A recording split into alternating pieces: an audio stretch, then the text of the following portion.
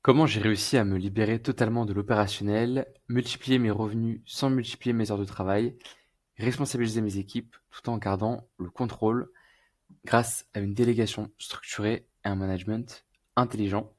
Donc c'est ce qu'on va voir dans cette vidéo. Je vais vous montrer plusieurs choses. Donc tout d'abord, comment déléguer efficacement sans devoir tout surveiller. Je vais vous partager le système qu'on a utilisé pour responsabiliser donc nos freelances et nos collaborateurs, donc nos agents au bureau, et vous prouver qu'on peut gagner en liberté sans en perdre en qualité. Petit bonus à la fin, je vais vous montrer les outils de gestion préférés pour suivre le travail de votre assistant, comme s'il était à côté de vous au bureau. Franchement, moi j'ai passé des heures à tester des outils, donc très très intéressant. Et vous allez voir qu'il y a des outils vraiment pas chers qui fonctionnent bien et qui permettent en fait de traquer sans que vous ayez de soucis si vous avez des collaborateurs en télétravail par exemple. Donc pour la présentation rapide, moi c'est Théo Manceau, donc cofondateur de l'AVN. Donc c'est l'agence d'externalisation francophone la mieux notée, comme vous pouvez le voir sur le Trustpilot que je vous mettrai en description. Donc la mission, c'est libérer les dirigeants de l'opérationnel et faire croître leur business à moindre coût. J'ai mis mon WhatsApp en description si vous avez des questions ou un besoin. Donc cette vidéo a fait suite à ma première vidéo. Donc on a expliqué en 22 minutes 56 exactement comment recruter un assistant virtuel francophone à Madagascar. Donc comment recruter son freelance et comment l'onboarder. Donc, franchement, il y a absolument tout dans cette vidéo. Je vous ai partagé tous les process. Et le but, c'est de faire une deuxième vidéo. On va plus rentrer sur, bah voilà, une fois que la personne elle est recrutée, elle est onboardée chez nous, comment on délègue maintenant. Et dans la même logique, je vous présentais exactement ce qu'on fait. Alors, très important, il faut avoir vu la vidéo avant, où j'explique du coup qu'il faut définir d'abord son besoin, identifier les tâches à déléguer, rédiger une fiche de poste, déterminer le type de profil recherché. Et une fois que vous l'avez recruté, onboardé, qu'est-ce qu'on fait maintenant? Donc, déjà, j'ai vu passer beaucoup de personnes en fait qui sont passées chez nous, à qui on a calé des freelances, etc. Et je vois que ces personnes en fait qui réussissent, les dirigeants qui réussissent, ils ont presque tous les mêmes caractéristiques. Donc, je vais les détailler à chaque fois. Donc, clarté sur les objectifs stratégiques. Euh, Là, c'est pourquoi vous recrutez un assistant? Est-ce que vous voulez gagner du temps? Est-ce que vous voulez scaler? Est-ce que c'est pour l'acquisition? C'est quoi l'objectif global? Avant de réfléchir aux tâches, c'est quoi l'objectif global? Et souvent, ils ont une clarté vraiment sur tel poste sert à faire telle tâche qui sert à tel objectif global. Donc ça, super important. Avoir des process bien établis, on en a parlé durant la première vidéo. Voilà. Est-ce que pour votre entreprise, pour chaque processus, chaque système de délivrabilité, d'acquisition, vous avez, bah, comme moi, un petit Google Doc avec étape 1, étape 2, étape 3 et un petit loom explicatif qui explique comment on fait. C'est bête, mais il suffit de ça pour faire tourner une boîte, hein, concrètement. Euh, à moins que vous envoyez des fusées sur la Lune, franchement, il y a besoin de rien d'autre.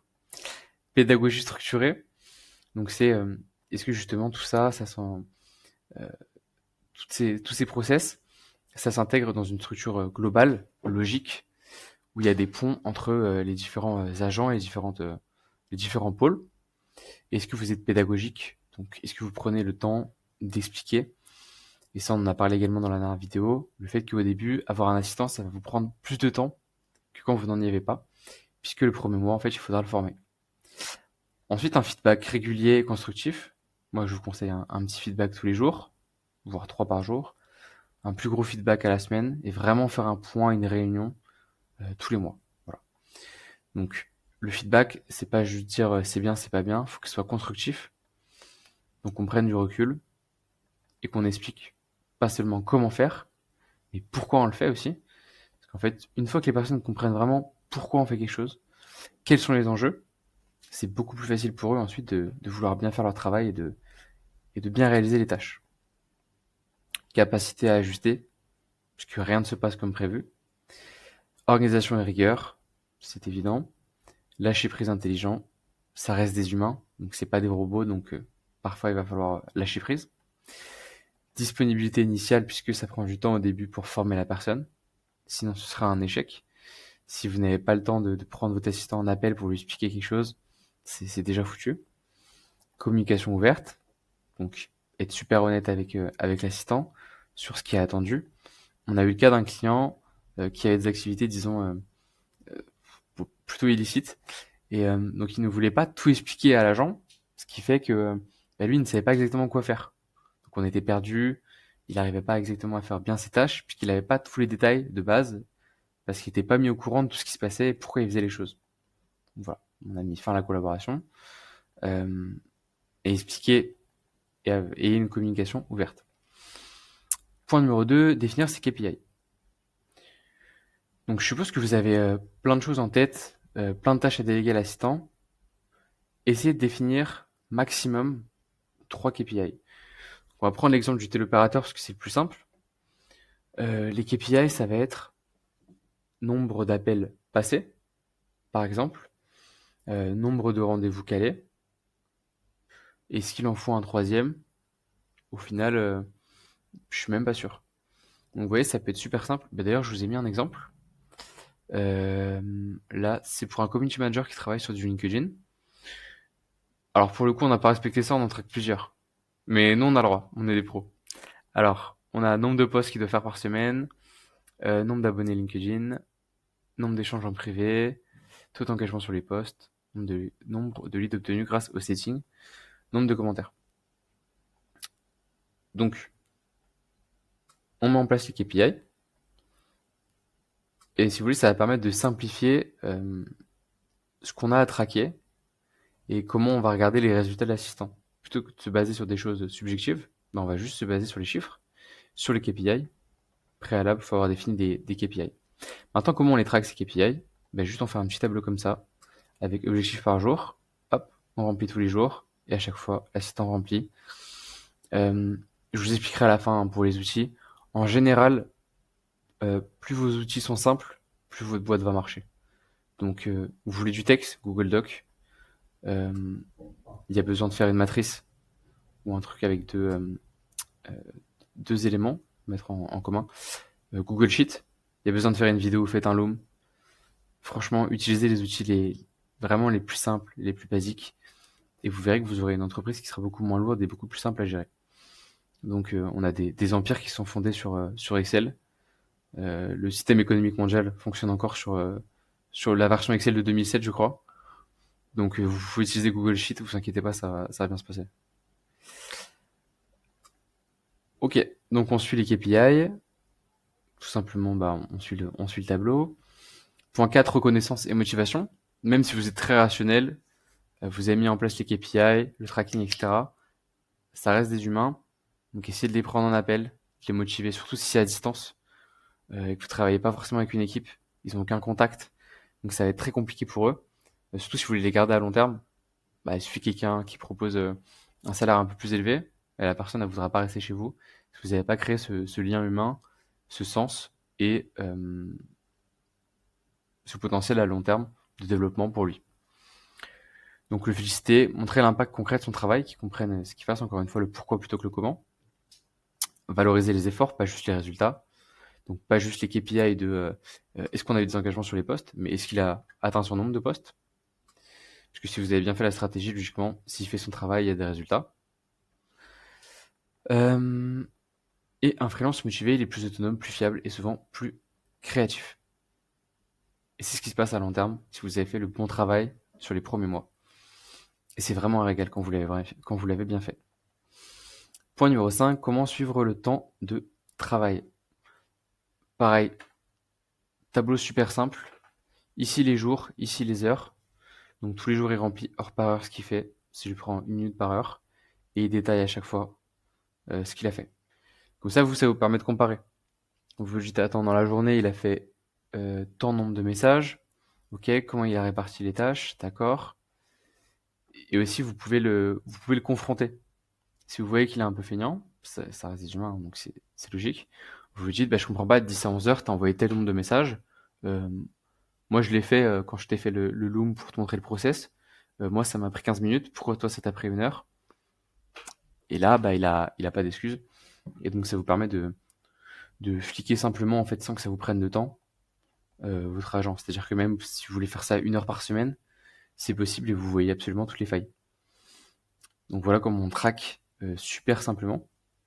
Je vous présenterai un outil pour ceux qui veulent vraiment faire la police, et vous verrez que c'est un super outil. rester jusqu'à la fin. Ensuite, présentation des outils de délégation. Ben justement, on y vient. Je reviens juste sur la communication. Pareil, faites au plus simple. Slack. Slack, c'est vraiment l'outil à la fois qui est le plus simple, plus rapide à manier pour les agents, et qui a le plus de fonctionnalités. La version gratuite, c'est Discord, mais c'est un peu mal fait. Donc, franchement, ça vaut le coup de payer. Prenez Slack, s'il vous plaît. Le reste, franchement, Microsoft Teams, on comprend rien, ça bug.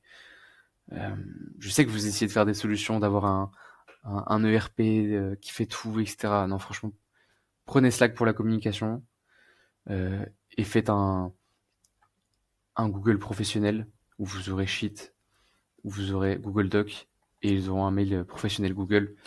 Voilà, Slack et Google, franchement, vous mettez un agent sur ça, il est onboardé en un jour et c'est super simple. Donc, s'il vous plaît, des outils utiles qui ont fait leurs preuves et qui sont pas chers. Pour la gestion des tâches, la même logique. Pas de notion avec 400 000 outils. On n'a jamais compris, personne ne fait d'argent avec ça. ClickUp, c'est pareil, on comprend rien. Franchement, super simple. Limite, balancez vos tâches sur Telegram. Si c'est vraiment compliqué, qu'il y a un process, etc., faites un Trello. Outil super simple à utiliser. Vous pouvez gérer des très gros projets avec ça. Donc voilà. Encore une fois, à moins d'envoyer des fusées sur la Lune, prenez un Trello. Ensuite, le fameux outil dont vous voulez voir, c'est TerraMind. Donc TerraMind, c'est un outil de productivité pour les plus policiers d'entre vous qui vous permet de traquer l'écran de votre agent. Donc vous allez pouvoir avoir des captures photos et des captures vidéo de son écran, voir ce qu'il a fait. Donc c'est vraiment le meilleur outil pour ça. Surtout si vous êtes à distance. Je sais qu'il y a des outils alternatifs où faut pointer. Quand la souris elle bouge pas, ça fait une alerte. Mais du coup, c'est très facile à contourner. Moi qui ai un travail à distance, je sais que c'est très simple. En fait, on fait autre chose, on bouge la souris. Enfin, pour moi, il y a deux solutions. Soit vous faites confiance à votre agent, vous alignez les intérêts, peut-être que vous lui mettez des primes en fonction des KPI et vous le traquez pas du tout. Soit vous voulez vraiment le traquer et vous mettez une vraie solution en place qui regarde exactement ce qu'il fait, qui vous envoie des alertes selon son historique s'il est en train de faire autre chose, qui traque son écran, qui vous envoie des captures d'écran, est-ce qu'il est sur un autre site, est-ce qu'il est bien en train de faire son travail, quand il vous dit que telle tâche a pris tel temps, vous regardez la vidéo, est-ce que ça lui a pris vraiment tant de temps. Voilà, donc pour ça, le meilleur outil c'est TerraMind. Il n'y a pas d'autre alternative, franchement, j'ai tous testé. Donc si vous avez un freelance à distance, vous voulez être sûr de bien le fliquer, prenez TerraMind. Sinon, toute autre solution est un intermédiaire inutile. Ou alors vous le fliquez pas du tout, et c'est possible, hein, nous c'est ce qu'on fait. Alors après, ils sont au bureau chez nous, donc il y a quand même la manager qui regarde ce qu'ils font. Mais sinon, on met juste des KPI en place. On vient vérifier ensuite. Ah oui, c'est un point que j'ai oublié de préciser. C'est important de mettre les KPI. Nous, on leur fait aussi mettre des preuves.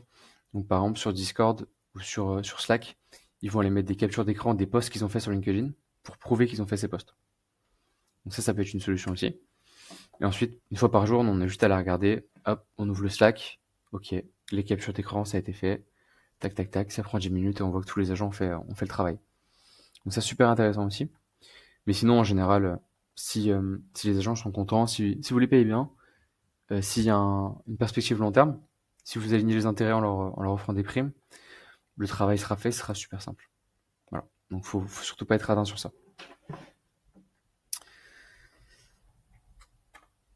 Dernier point, c'était sur la gestion d'équipe. Donc globalement, pas hésiter à placer un manager intermédiaire, même pour des petites équipes, qui vous permet en fait de faire tampon, d'avoir un point de contact entre votre équipe et vous. Ça, franchement, ça change la vie. N'hésitez pas à le faire très tôt. Je sais que souvent on attend d'avoir une équipe de 10 personnes, etc. Franchement, même si vous avez 3 personnes, créez un système de hiérarchie. Vous mettez une personne au-dessus des deux autres qui fait l'intermédiaire, parce que peut-être qu'elle est plus compétente, peut-être qu'elle a plus de leadership. Donc n'hésitez pas à créer ce type de schéma dès le début de votre entreprise et cette hiérarchie. Voilà, je crois qu'on a fait le tour du sujet. Cette vidéo est un peu plus courte. Si vous voulez que je détaille des logiciels, que je détaille des points, dites-moi. Mais globalement, si vous faites tout ça, vous pourrez constituer des équipes et vraiment vous créer bah voilà, vous créez une bonne équipe à long terme à Madagascar ou ailleurs. Cette vidéo est plutôt globale. Voilà. Merci de m'avoir écouté et passez une excellente journée.